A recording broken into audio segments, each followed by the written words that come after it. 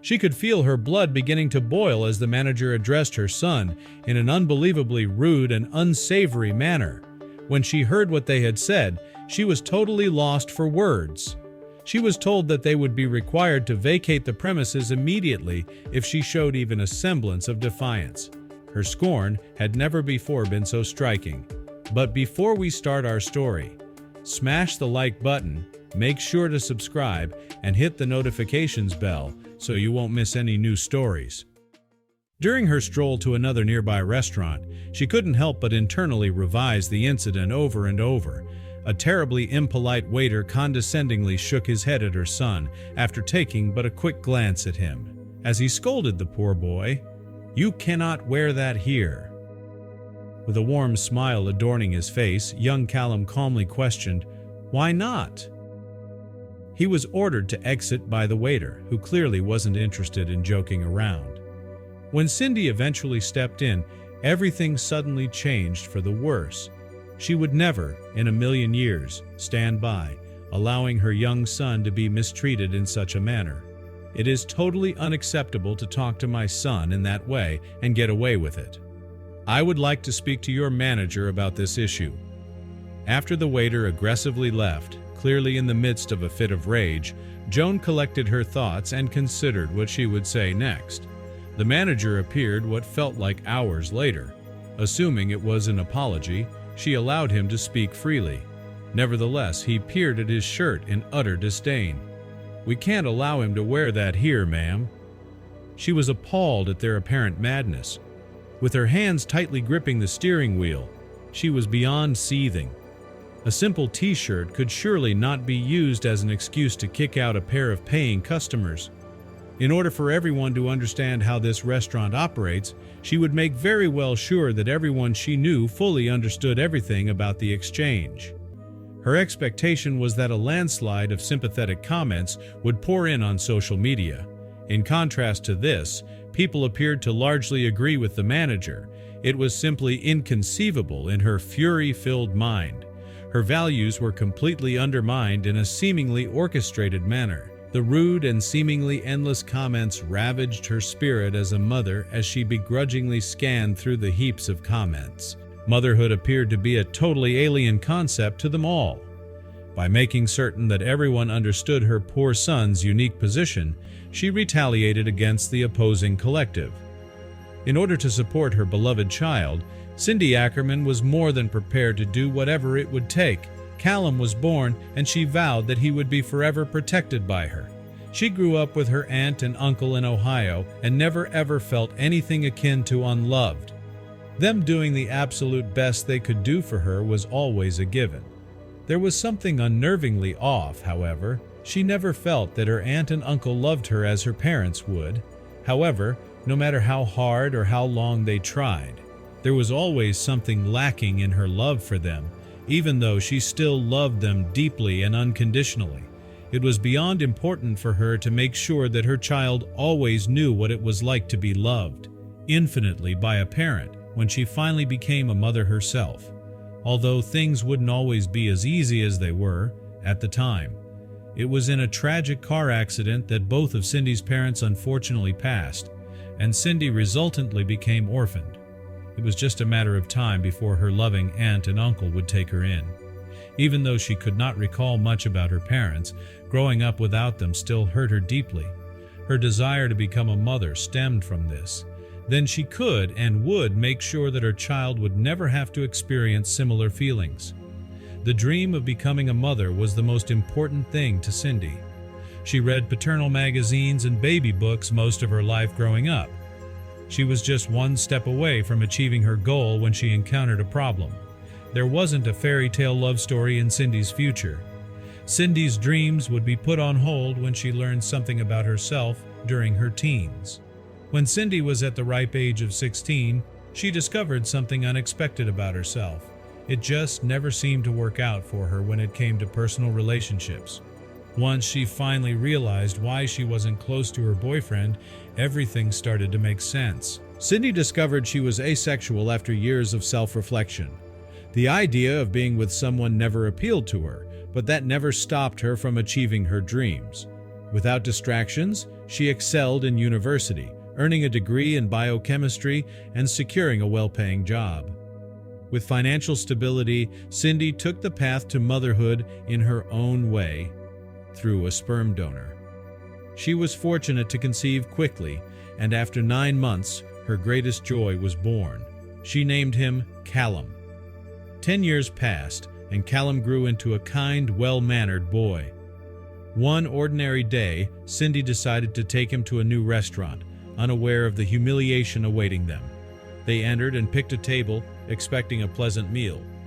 Cindy showed Callum the kids' menu, but moments later, their day took a turn for the worse.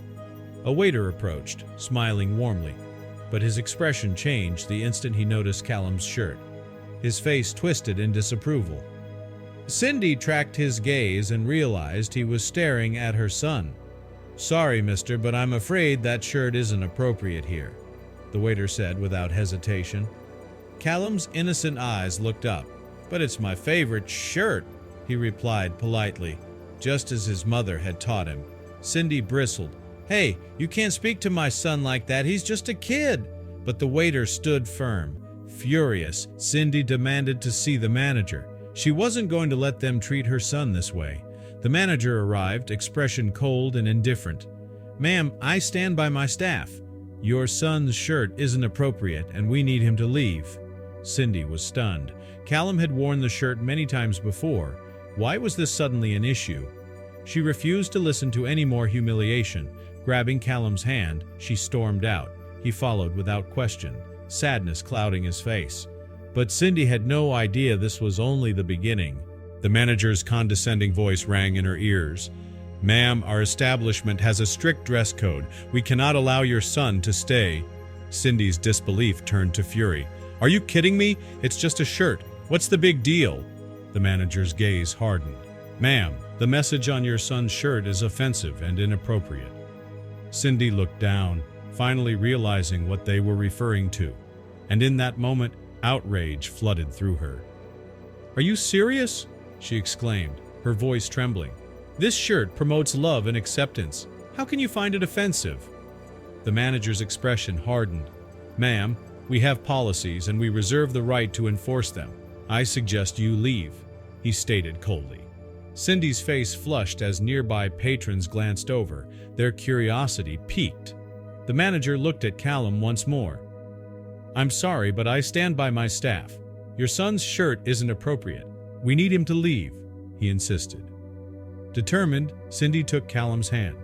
"Come on, we don't need to stay where love and acceptance aren't valued." She just wanted to get him away from the commotion. As they walked out, heads turned, whispers spread, and judgmental stares surrounded them. Back in the car, Cindy's hands trembled as she gripped the steering wheel. She struggled to hold back her frustration.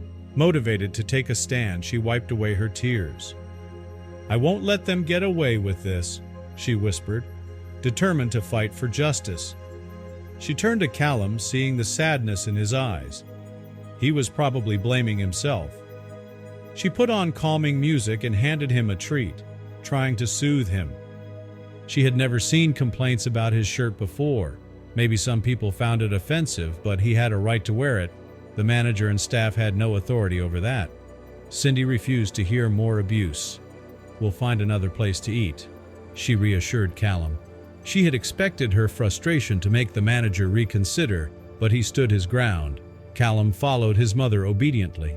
He never disobeyed her, but Cindy knew the staff would regret their actions if they knew the full story. Her anger simmered as she drove to a new restaurant.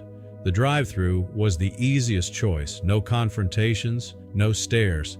But the entire time, she plotted her next move. Callum tucked into his happy meal, smiling up at his mom. She was relieved to see him happy again, but she couldn't let the restaurant go unpunished. She decided to expose them where it would get the most attention: social media. She detailed their mistreatment in a post, calling them out with a photo of the shirt. But the response wasn't what she expected. Cindy never doubted she was in the right.